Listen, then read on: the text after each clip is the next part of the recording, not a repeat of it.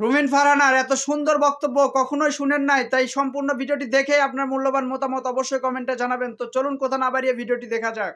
এইখানে কোনো জোট রোহিঙ্গা সদরের এমপির ৫টা লোক সরাইল আশুগঞ্জ মাইনা নিবে না।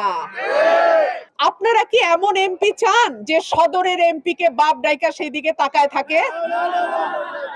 এখন আরেকটা জোটের থেকে রোহিঙ্গা আনছে, সেও দেখি এই সদরের এমপি রে নিয়ে ঘুরে, সদরের ক্যান্ডিডেট রে নিয়ে ঘুরে। কেন?